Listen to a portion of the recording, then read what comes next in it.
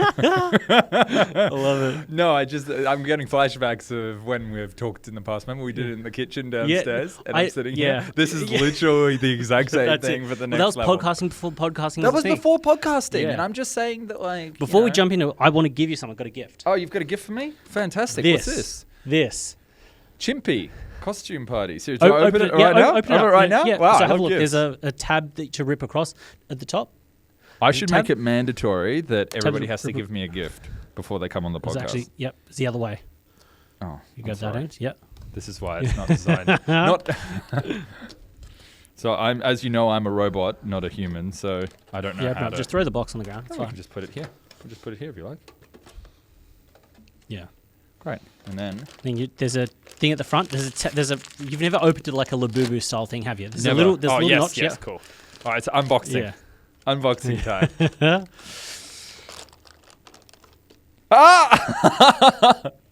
So that's what you got. So I got the Magic Chimpy. Magic Chimpy. Now, we won't do it now, but there's a whole digital thing where NFC chip gets you an authenticity certificate that's an NFT. Then from that... This is an NFT. You can get an authenticity certificate showing that's an authentic. Then from that, you get a pack of cards. Amazing. And if you open up that, there's a chance to literally win like thousands of dollars worth of stuff.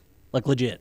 100%. Wow. Okay. So you can win an arcade machine. There's like multiple things of different NFTs, different coins. Where's the chip in it? The chip's on it. We'll do it later. Do it later. I don't want. I want to do it before this goes live, so everybody doesn't see it. Well, he can hang out. Let's put him there. Yeah, it's Magic Chimpy. Magic Chimpy. There we go. Magic Chimpy. Yeah, well, welcome back again. This is the second time that we've had a conversation here on the show, and I thank you so much for jumping on. Cool. Yeah, so it's Nate on the Chain, and we're going to be talking all about the world of crypto and markets and this new age currency that really does make my head spin quite a bit because, you blink and things change overnight. Exactly. So I want to ask you some questions, maybe a little bit history about yourself first of all. So what actually made you decide to start creating video content in Web3? Okay, so, and the thing, it's more for the audience, but basically...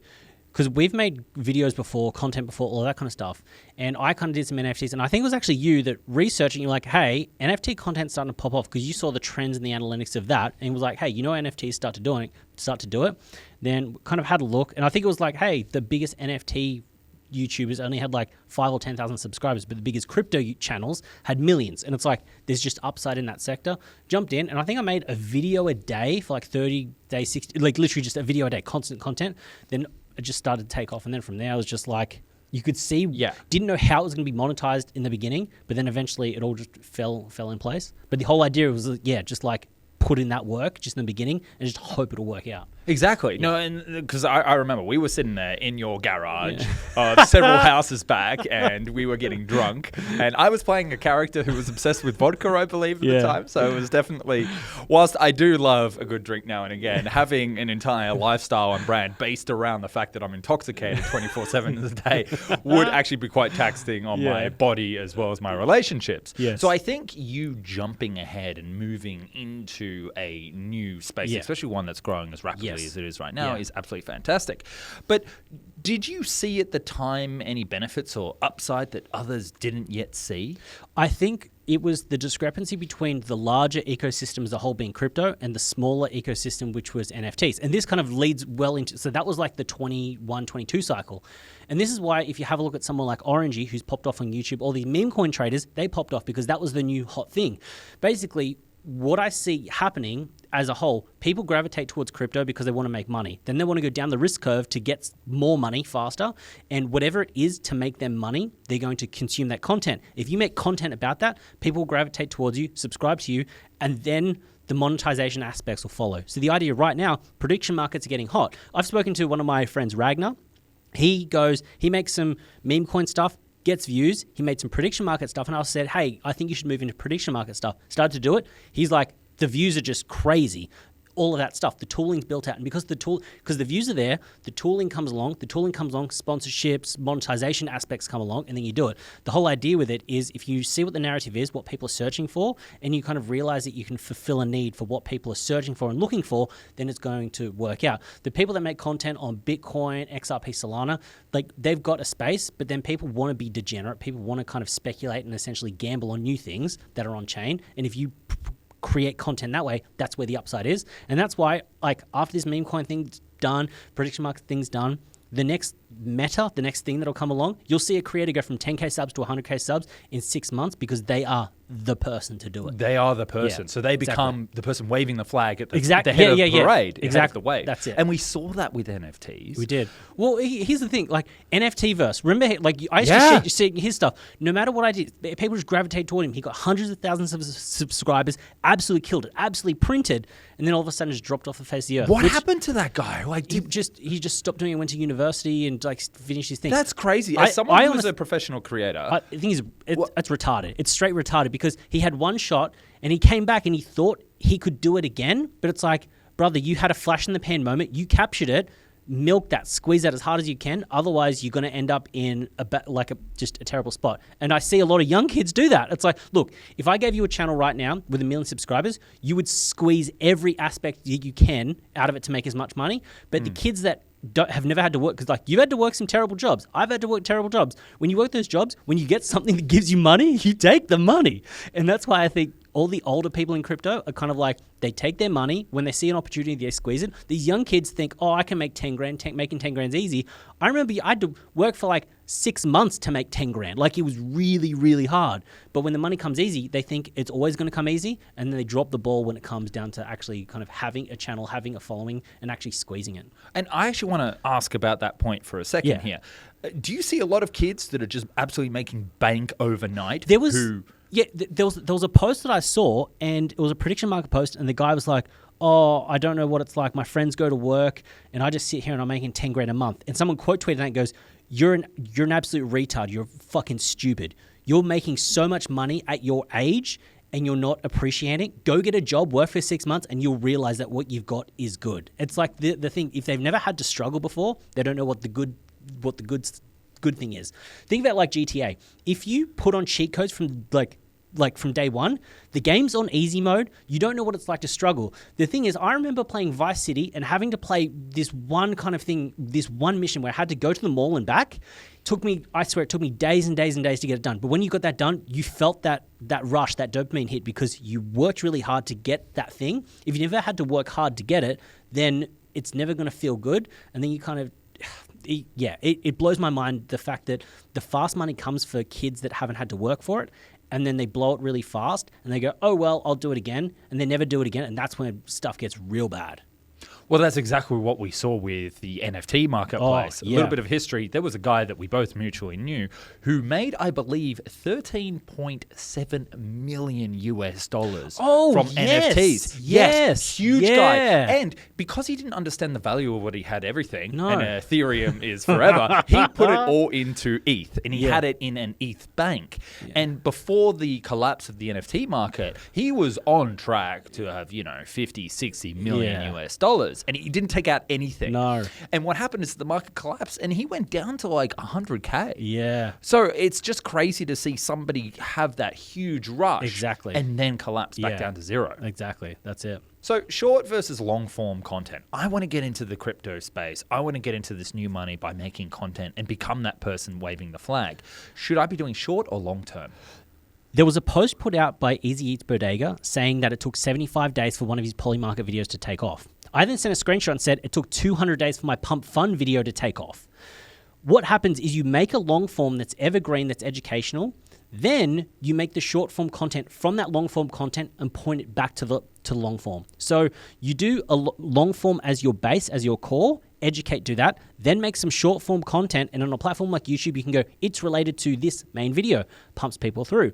You make that short form content, then people will go, hey, I like this guy. That was too fast. I want to know more. Then they dive in. So you go long form, break that long form down to the short form content, which then funnels people back to the long form. Because the long form's evergreen. It'll work. Like, it could take you a year to have something wrong. What's the longest time it's taken for one of your videos to pop off? I had a video that took 418 days for it to go from 10,000 views to over 1 million.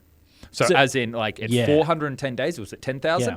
next day it was at 1 million views. It just went viral. Exactly. So the way that I kind of think about it, you make a piece of content on meme coins, on prediction markets, on Bitcoin, whatever it is now, in a year's time, it could still be underperforming, but you make some short form content point around it. The next thing you know, that video retires you legitimately. Like that can be it. But people don't want to wait that long. This is why a lot of people prioritize something like a TikTok or X, because they want that high dopamine rush. And this is why the long form, short form is good. Make a long form piece for YouTube, short form piece for YouTube Shorts pointing back to it, short form piece, break it down, put it on X, builds your awareness. You're getting multiple different uses across the different platforms. You get that dopamine rush of the views in the beginning, but you still get that long form evergreen content running through.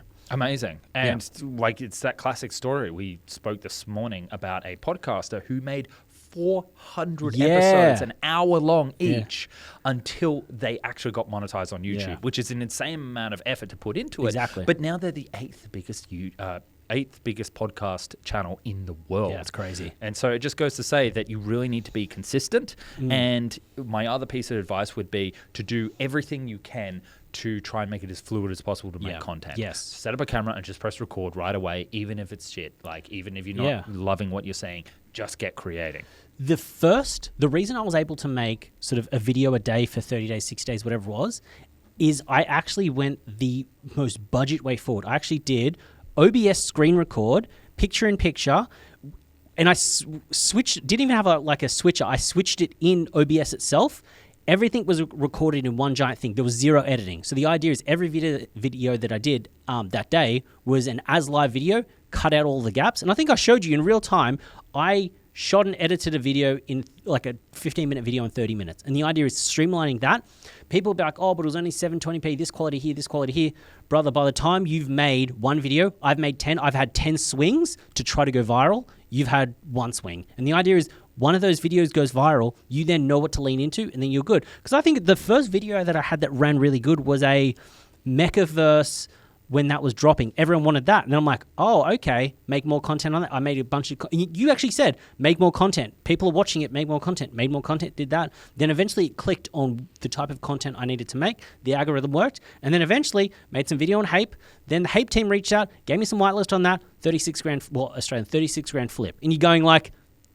It just happened because it was like, make the content, you make the content, then eventually the audience will tell you what they like by giving you the views. You can then double down and make it, but you can't do that without doing it. Everyone thinks they know what the best kind of content is, whereas the best content creators put everything out, they see what works, double down, refine, and that's it. Exactly, that's it. Like, if you actually think about it, you only need in this space, like, how long would you say the videos need to be in the perfect world? Most people would want to have an over 8-minute video. If you go to YouTube right now, you go to Google, you go to X, and you go, how long should my videos be? People go 8 to 10 minutes. I think the sweet spot is a 3 to 5 minute mark because people don't want to watch an 8-minute video to get a 3-minute like concise piece. I actually try to make my videos as short as possible and prompt it by going like, hey guys, welcome to the channel. I'm going to show you how to set up a Phantom wallet in 90 seconds. This. People then feel like you're respecting their time. They then go, okay, I'm going to trust you. And if you are then doing a tutorial on something that has a referral link, they're going to click on it because they feel like they've provided value. Instead of like, hey guys, sorry I haven't uploaded last week. My cat's been sick. And you're like, brother, what are you doing? Like, get straight to the point. You almost like show them the answer and then get them to that answer. So like doing that. So I'd actually go, it's the exact opposite because the monetization for it isn't what you think it would be when it comes down to crypto land. So like I'd actually go shorter than longer, which goes against everything, but people don't want to say this stuff because like I'm not going to put out a blog post about what the optimum YouTube length is or video length is for a particular platform because I could write that blog or I could make another piece of content and make some money. You know what I mean? That's exactly it, because I see a lot of people who come into the world of trying to do content, they always feel underconfident in themselves, whether or not they don't even feel confident to be on camera or they don't feel confident in like writing scripts if they're doing a more scripted piece of content. What advice would you say to that to people who have sort of gaps in their workload? I think you make something and put it out. Just try your best because here's the thing. You can always delete the video if you don't like it. Make it, put it out. Make it, put it out. What then ends up happening is you get better at scripting because you realize, hey, I don't need a script. I need bullet points because I'm really good at ad-libbing. hey, I'm really bad at editing this part, so how about I just live stream record? Hey, I'm really good at this, I'm really good at that. If you try to come in and create like someone else, you're going to end up in a terrible spot. If you just make it, you're lazy. The laziness in everyone's lazy in some way, shape, or form, and you being lazy, you'll then want to cut corners, which then makes the content easier to make, which then means that you'll then end up in a better position making content that actually works. So it doesn't matter how good or bad you are, putting it out, you'll get better. The audience will tell you what to do. The first video is going to be different from your 100th video. Like, that's just a guarantee. There's no way that your first video is like your 100th. Well, that's exactly it, because Mr. Beast said that the very first step you should do when you're creating content is make 100 videos. Yeah. Because definitely your 100th video won't be as good as your first. So just walk me through your process, your sort of pre-production process. You're going to film a video on a new hot craze. Yep. What would you do just before you hit record? So there are a couple of different things. The first thing that I do is I work on a thumbnail, title, and I call it a hook for something like X, which is what can I say in the first 5 seconds that'll make someone want to watch it? So if it's a scroll stopper, or what can the thumbnail and title be that'll get someone to do it? And usually that will be something kind of like a challenge or a comparison, or something where the question is the thumbnail, title, or top line in X, and the answer is the video. So one of the videos that I did was I joined a meme coin trading. I joined a $7 meme coin Discord for 24 hours. How much money did I make? The first thing you have right now is, well, how much did you make? Yeah. Which means that you need to click the video. And in the video, I'm going, I joined this group for 24 hours. I spent $7 to join this group for 7 hours. And here's how much I made. Here's how much I made is pixelated out. You're like, brother, give me I've given you almost the answer. Now you're invested in the video. So I start from that point, because I had a conversation with someone yesterday and he's like, oh, hey, we're from an exchange. We want to give you some money, do something. We've got this. And I'm like, I can't make how to trade gold or silver sexy. But if it was, how can I arbitrage gold on this platform, poly market here and this market here to make some money? Then it becomes, I arbitraged gold on these 3 platforms to make this much over a week. You then go, that's a sexy video. So it comes from a point of, how can I ask a question that people want the answer to? And when they click on the video, they get the answer. That's good. The other thing as well is, and you know this, is I make the videos very a current affair. What I do is I put juicy grabs in the promo to begin with. So my most viral video that went viral on X was the Pump Fund Scammer.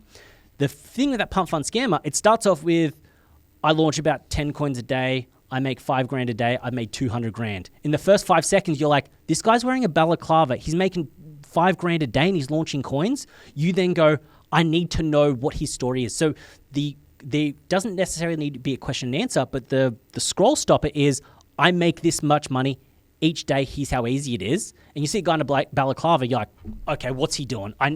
It looks nefarious. So the idea there is a very promo-esque, whereas a lot of people would start a piece of content by going like on their face, because it's all about them. They're going, I interviewed a scammer that did this. That you don't need to tell the audience what they're going to hear. Let them, show them what they're going to hear. I think there was a news presenter in Australia, and he's very, very good at kind of presenting. He said the best scripts aren't, here's what happened in Beirut today.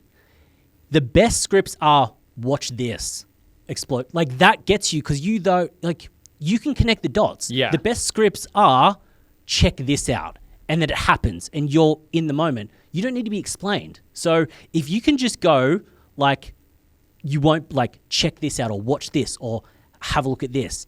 And then you see someone live trading coins lose 100 grand or make 30 grand in 10 seconds. You're then hooked. That's better than I did a live stream with this person and we went for 30 minutes and you won't believe how much money he made. That's not good. Well, that's classic storytelling. Exactly. If you look at Star Wars, they don't say, hey, guess who the father is of Luke Skywalker. They show you. Exactly. And you find out at the same time as the characters. So, and just because we're not holding out on the people, how much money did you actually make from the $7 group? In the edit, I'll put up on the screen how much I made. Yeah, because we don't want to be too much of tease because we want to respect people's time, don't we? Exactly. But what I want to know, so great advice. Yes. But that's the positive side of things. What's a negative side of thing of content creation? What do you see new creators' mistakes that they make?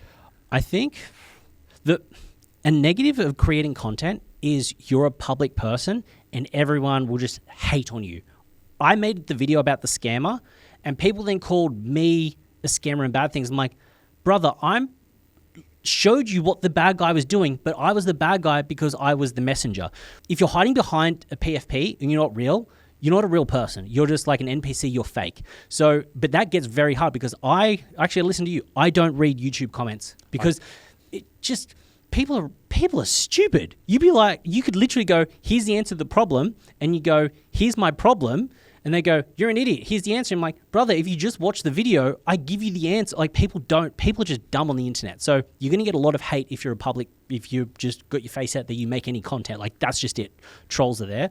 But I think the number one thing that a lot of people make when they're making content is they try to do something new. They think they're going to be unique, or they try to mimic someone and put their spin on it. So I guess what I'm saying is, the best content you could make right now is you watch, or if you want to be a meme coin content creator, watch Orange's videos and just replicate his videos. Like, just do that and you'll succeed because his thumbnails work, his storytelling works, everything works. He's getting the views because they work. You take a popular video and recreate that. Don't think that you can recreate and start a brand new genre because the chance of you actually doing that, nil. But you take something popular and almost recreate it from the beginning and you'll do really well. I think we've had this conversation when it came down to content because it's like NFTverse was doing really well. It's like just start copying his titles, his thumbnails, his kind of stuff and see if that works. Because if you can produce an exact replica of the video that the person's made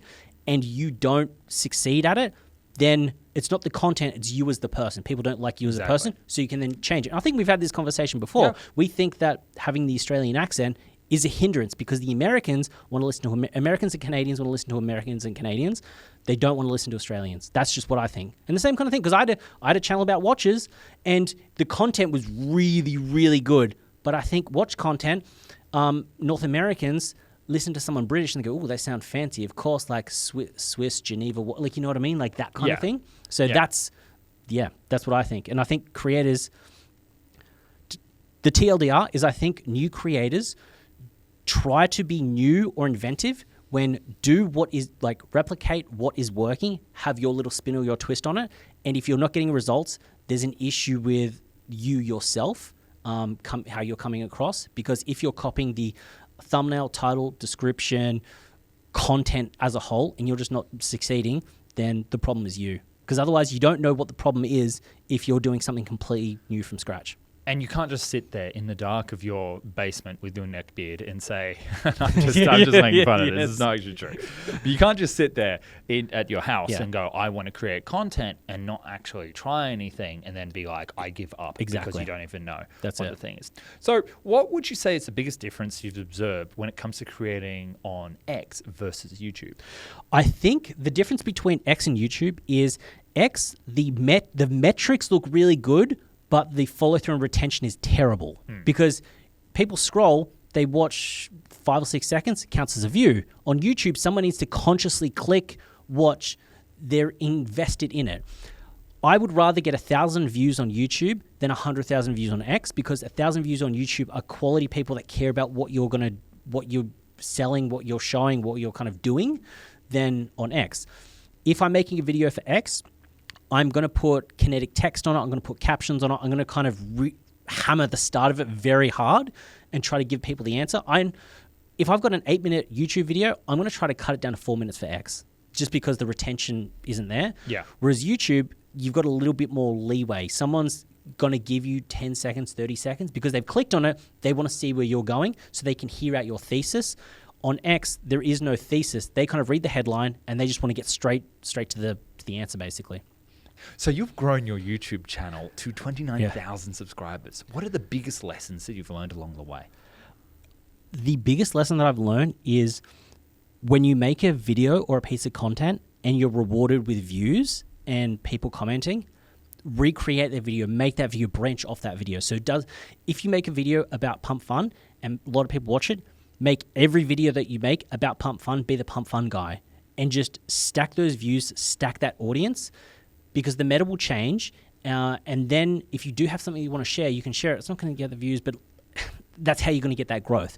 If you make a video about Polymarket and it pops off, make every piece of content about Polymarket. Just go very hard because if you lean into what's popular, the algorithm's going to keep feeding it to people that like that kind of content, which then means that you're going to grow exponentially, and it puts you in a better position later. Because even though subscribers are somewhat of a vanity metric when it comes down to the quality of content, having like thousands of subscribers will get you more views than someone that literally has like 2 subscribers. Like, no matter how good their content is, it's just how it is. And also attracts sponsors, it attracts like monetization things as well. Speaking of monetization, so this is a 2-part question. When it comes to money on YouTube, like, what's your sort of revenue streams on the platform? The ad revenue is like next to nothing. I treat that as like non-existent. And here's the fun fact: a lot of the videos I disable monetization, because if someone clicks on a video that I want them to watch and there's an ad, that's 30 seconds that they've got a chance to get bored, move on. I want someone to click on it, watch my thing straight away. 0 ads. I want people to consume the content, because the revenue that you're going to make off the back end in terms of like affiliate revenue or sponsorships or whatever it is just going to be better. And it's like, as crazy as it is, one of a series of videos that I did, each view equated to $1. That's what it was, which is, most people, CPM is like cost per 1,000 views, and that can be like $3. It's $1 a view on some videos and some types of content, like over the lifetime of the video, which is crazy. Hence why the monetization, don't worry about it. The other thing I'll do is educational content around something that has some affiliate revenue or deal. So the idea is like, and this isn't like some scammy thing like it would have been considered back in 2020, like 2020, 2021. The idea here is every single platform has some kind of like revenue share, referral thing. That's just how it is. So the idea is, if you can make some educational content around something, every single platform will have like an affiliate link. So you can then put that affiliate link in there. And then if there's revenue done, you then get a kickback of it, which then incentivizes creators to actually make really good content. And if you make really good content, people are educated on how to use the platform, then they use it, you'll then get some money back. And this is like, this is a side tangent. This is what I disliked about the NFT run as opposed to the meme coin run. NFT run, I made so much content around how to use MetaMask, how to use OpenSea, how to mint this NFT, how to do that. 0 money from OpenSea, MetaMask, any of the project, nothing. Whereas with meme coins, I made a video on how to use BullX, made some money. How to use this Telegram bot, made some money. And people wonder why the meme coin run was just so crazy and chaotic and there was so much content around it, is because content creators were rewarded. Traders were rewarded. People that made coins were rewarded. People that made everyone was rewarded in the whole system. The fact is, there were some people out there that made some really good content that onboarded people onto MetaMask, onto OpenSea, that then lost tens of thousands of dollars, made projects millions of dollars, and they've made no money because there was no referrals, no affiliate links, nothing. So you're going, they made money in the hope to make money, like they made content in the hope to make money later, and that kind of irks me. So yeah, the circling back, monetization, I turn off completely. Affiliate and referral volume, I kind of do that because that's really good educational content. If someone likes it and they search for it, then you're rewarded by them clicking on the link and kind of doing some volume. And the other thing as well is it's doing not necessarily like sponsored content, but having a bunch of content there so you can get some deals. So like things, Chimpers, like I work with Chimpers each week, do some stuff. So I get some, yep, there you go. Yeah, Magic Chimpy. The idea is making good content. You build up an audience. You can monetize that audience later on down the line. So you can have a group. You can have you can have a Telegram. Like there's all these things you can have, but you can only have that once you got the audience. So you create some. Correct. You can create the content, build up an audience, and then monetize that audience later on down the line. But I just want to, on that point, do you think there's an imposter syndrome going on here? If I'm a new content creator and I'm already doing a referral program from day one, like my first video has a referral program. I don't think it's an issue. First off, and this is like a little bit sketchy, but on most YouTube descriptions, there's you don't see the entire hyperlink. So the referral part at the end of the hyperlink is usually kind of cut off. Right. If you actually go down into like a YouTube description, usually it's kind of cut off, so you don't actually know it's a referral thing. The other thing as well is if your content is educational, informative, straight to the point, and you respect the person that's viewing its time, they're going to reward you and want to give you some money in the form of clicking that link, doing that. On X, if you put out a really good post or a really good tutorial and your referral link is in the body of that thing, you're shilling it. But if you put it out there and then in the first reply is, yo, I want to buy some Big Macs, like I want to buy some dinner, make sure to use my referral link. People go, okay, use it. So if there's a little bit of humor, if you've provided value and that's like, hey, this isn't in your face, use it if you want, then you could do it. In some of my videos, it's like, hey, down below there's a link to use the thing. If you click on it, it helps out the channel, but you don't need to use it. Then at that point, people go, I like this guy, I'm clicking on it, I'm helping out the channel. It's not trying to be sus, going like, use this link. It's like, use the link. If you use it, it's going to help out the channel. If you don't want to use it, don't use it. Totally fine. But then it's fine. So from the beginning, if you approach it as a, hey, I'm providing value up front, and then you say to the audience, hey, if you enjoy the video and you want to do it, you can click the link below, then it'll work. But the thing here is you're not going to get the views if you don't provide really good content. If you start off with you coughing, talking about your cat, doing something terrible, people aren't going to watch the video and you're like, oh, I suck at being a creator. It's like, no, brother, if people want to know how to like create a Phantom wallet, you should be like showing them how to do it in 10 seconds. You should be like, here are the 5 steps.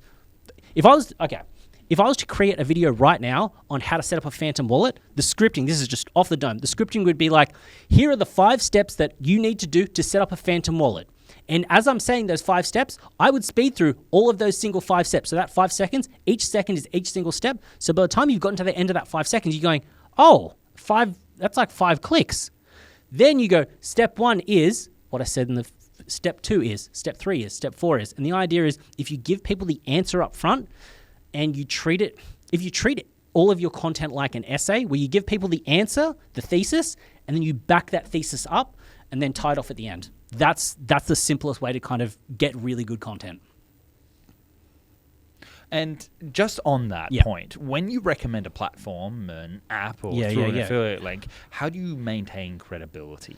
I think it comes back to being honest with the audience and respecting their time and telling them what it's about. So if you use the platform, it's like, hey, I've showed you how to use the platform. I'm using the platform. Use my link if you want. If you don't want to use it, don't use it. Totally fine. The other thing as well is if you're agnostic to what it is. So if you're doing a comparison, going, this is the best Telegram bot, you're shilling it. But if you're going, I tested these 5 Telegram bots, you're not shilling anything. You're doing an objective test, showing people your test, then you're kind of maintaining credibility because you're giving people what they want, which is what is the best Telegram bot. You then go, I tested these 5 best Telegram bots. Your piece of content has so much more credibility than someone going, this is the best. Wait, why is it the best? Is it because you're getting a good referral link? Is it because you're getting paid? Is it because you're doing this? When you put out a piece of content and you're testing things, then you're really good. And this is where it comes back to some challenges. If you want to, so the new app right now that's popping off is FOMO. That's killing it. I've lost $1,500, but I've not had so much fun losing $1,500. I tell you, it's fun.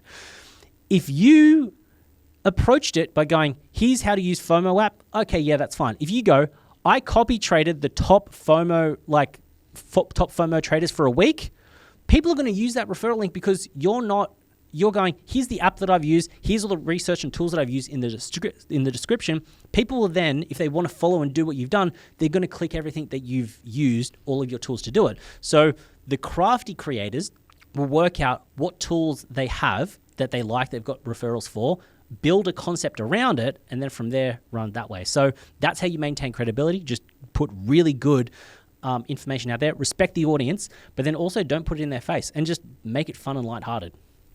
Fantastic. But all these affiliate links, and this is me being paranoid here, so go with me. All these affiliate links and all these sort of schemes of passing the buck up, this is all starting to feel a little bit where, like, is the creator economy in Web3 actually a pyramid where only a few people at the top eat whilst everybody else is grinding for scraps? I think it is that way. And this is where there's this discrepancy between like X and YouTube. I actually put up a post, I think we spoke about it last time, which is like FOMO app. I typed in FOMO app into YouTube, 2 videos came up. On X, everyone was shilling it. So what you do is you go into X, you see what everyone's speaking about, then see if other platforms are talking about it. If it isn't on other platforms, then make that content. Then you might be like bottom of the rung on X, but you're top of the food chain on YouTube, which then means that you capture another set of people there. And it's like, yes, the big creators will like get good, but everyone is clicking on someone's link somewhere along the line. So if you're sniping new referrals and new content and you make it, then the big guy's going to come along to work out how to use it. Because someone just doesn't know how to use said platform. Everyone has to research it. So you could have been the person that used BullX that then made some content that made Orangey go, hey, what's this BullX thing? He clicks on it. Then you're underneath him. I think he had sort of tens of thousands, hundreds of thousands, like just a stupid amount of referrals. You would have been above him if you just made content that was educational beforehand that he could have then gotten value from, which then built his empire, because there had to be someone before the next person. So just being tapped in and then creating some content as soon as you can and just being as thoughtful on the viewer as possible, and then put you up the top of the link. If you try to make some content right now about Axiom, Padre, BullX, you're not going to eat at all. But right now, there is the opportunity with something like FOMO because people are starting to trade on it. There are some big P&Ls on it. People are wanting to see that and what's happening. So you can be at the top of the food chain or something like that, but you need to work out where your distribution is, be it a TikTok, YouTube, X. Great. I want to talk about competition here. Yes. How do you see competition? Is there competition in YouTube and X in the content creator space? I'd say on X, there's competition where people are really rude and mean to each other to try to tear everyone down. Whereas on YouTube, I don't think there's competition at all because everyone has their own little niche. I feel like on X, there's one feed. You're competing for that singular feed. On YouTube, there's not one feed. Every person's like, they're watching a video. There's so many different recommendeds around. It feels like there's a bigger ocean there. I'm not saying I've got more friends on YouTube, but I can easily speak to another YouTuber. I think it's harder to speak to another creator on X. If someone that creates on X just creates on X, yeah, they're going to respond, how do you do a collab video? It's easy enough to do a collab video on something like YouTube. So I don't think there's competition on YouTube, but I think there's competition on X. And it's mainly because you got the troll. Like, X is the kind of platform where you say something, it's public, it's a public forum, everyone's just yelling and shouting at everyone, kind of going crazy. Whereas YouTube, it's their own like little silos, it's their own like little house. Someone comes and visits that video and there's a comment section there, like there's that kind of like video in itself. It's very hard for someone to publicly say something about a YouTube channel on YouTube and it hits that channel, you know what I mean? It's very hard. Like we've seen it on the rare cases when you have a CoffeeZilla bringing down a YouTuber or something like that. But most of the time, you don't see any FUD about another YouTube person because the algorithm doesn't give you that. If you're a fan of MrBeast, you're not really seeing MrBeast FUD videos. But if you're into MrBeast FUD videos, you'll see them. Whereas on X, you could see someone go, hey, I like this thing. Then in the replies, oh, I hate this thing. And you've got so much noise there. So hence why you've got that competition because there's the lower barrier to entry with getting the eyeballs of the creator on there. Whereas like on YouTube, it's very much you put it out there and it's a passive screening and view like experience, whereas like X is very much a back and forth, and that's why I'm not saying I don't like X, but it's like I like the way that a thought goes into content on YouTube as opposed to X because you can make a good piece of content and people just get mad for no reason. Whereas on YouTube, I can create content on YouTube, block out the noise. You can't block out the noise on X. It's too hard. So take me through each platform. Yeah. Tell me, should I post on that platform? And then what would be the best strategies for success on each one? Yeah. So start with YouTube. YouTube. I would post evergreen tutorial informational content, and I'll kind of throw in like challenges, but like that'd be like entertainment, educational content. I'd post some short form like breakdown a day after and link it back to that channel. On something like X, I would post the highlights of YouTube being the challenge, and it could literally be the answer with the question being in the title. So it could be like, I joined the $7 meme coin trading group, here's what happened. Then you put in brackets, spoiler below, and then you give them the answer, and the video is just there for noise. Then people can kind of go, if someone calls bullshit, you can be like, did you watch the video? Then it's easy enough to rebuttal that because you've got the proof there. And TikTok, I'm not saying don't try on TikTok, but TikTok seems to like shadow ban like crypto content. Like no matter what type of content I put out, it doesn't do it. First videos on NFTs, back when NFTs were cool, 800,000 views. I got 800,000 views on my third or fourth video. Now it's like you just struggle to get really good content unless it's lifestyle content that happens to have some stuff weaved in. What about something like the Meta suite of apps like Facebook or Instagram? I don't know. I don't have a Facebook or Instagram account, so I don't know. I'm just saying that the oldies on Facebook want crypto content too. Well, they could I don't know. Yeah, I'm just not there.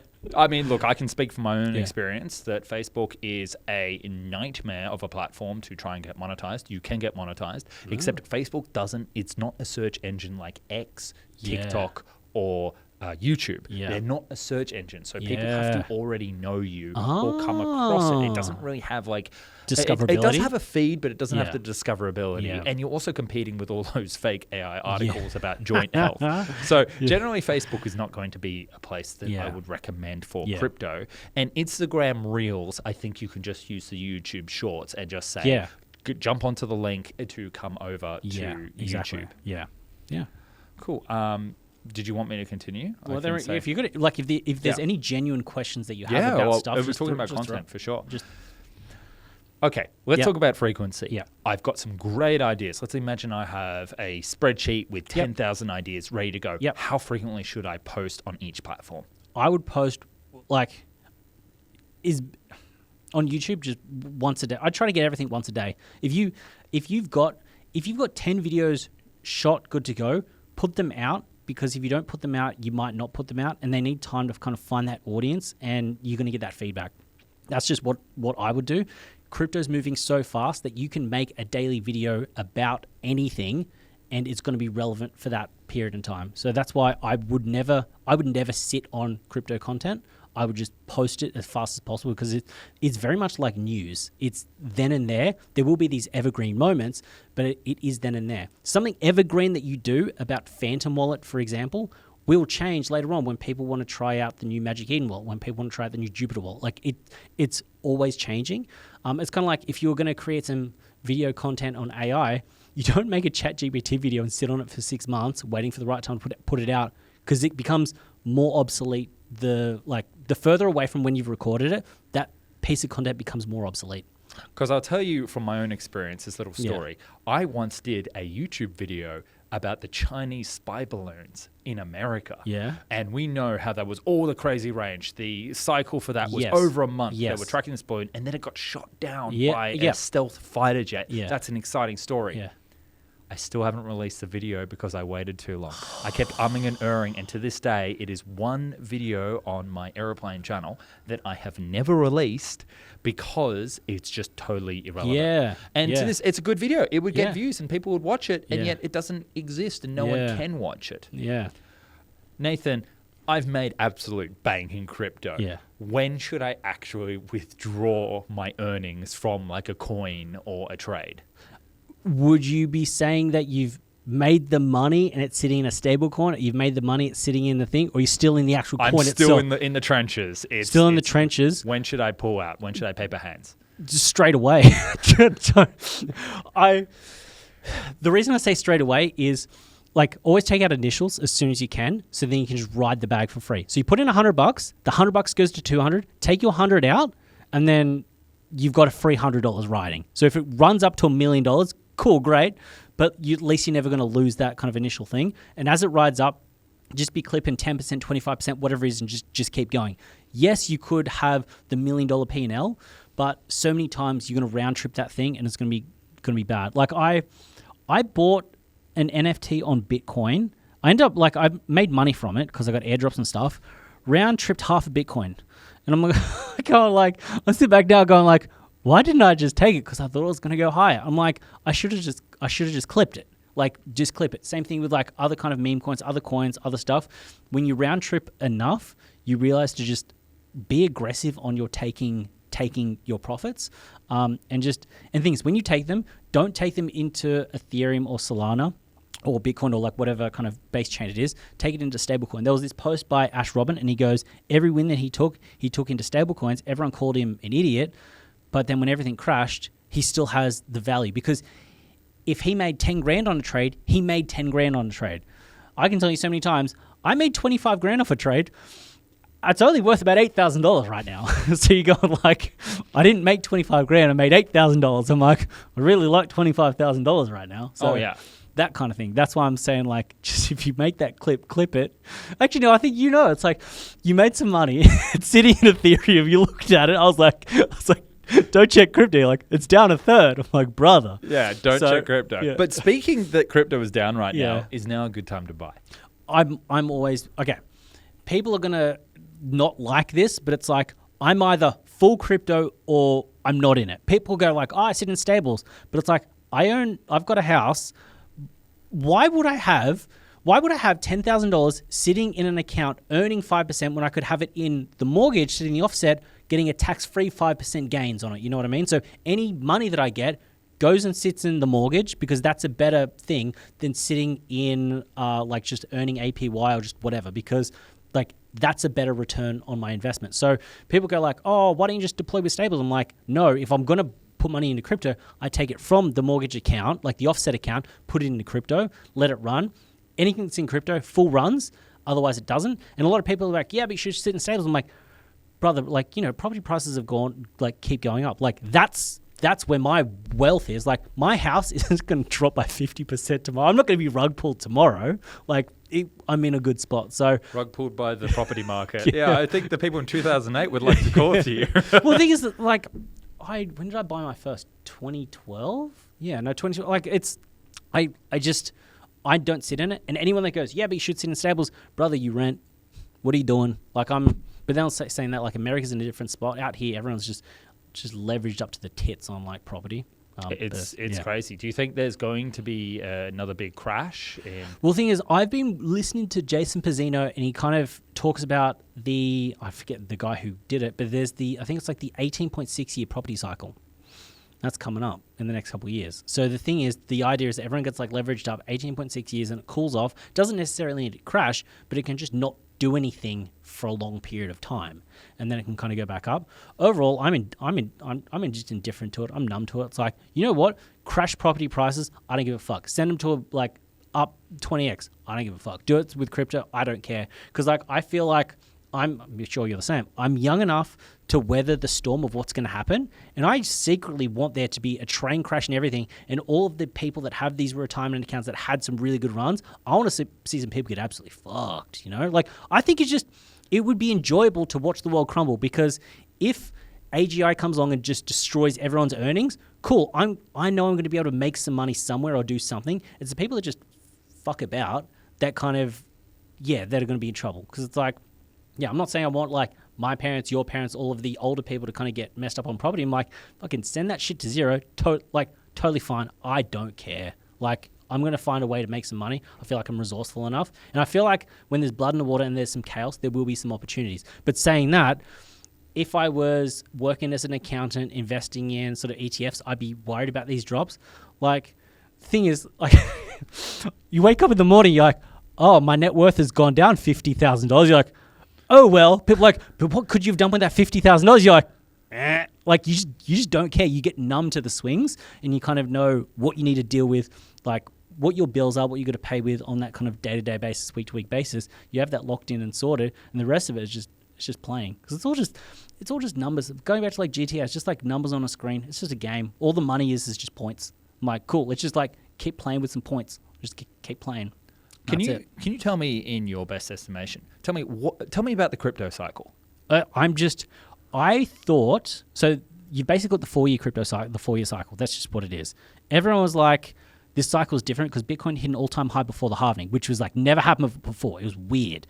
But it's like, the longer we go on, the more the 4-year cycle plays out. And it's like, we're down for another year, and then we're up for another 3. That's basically what it is. Unless for some reason, because gold, silver, all of these things ran first. They usually run first. Then things go down the risk curve to other metals and things, and then it'll eventually get to crypto.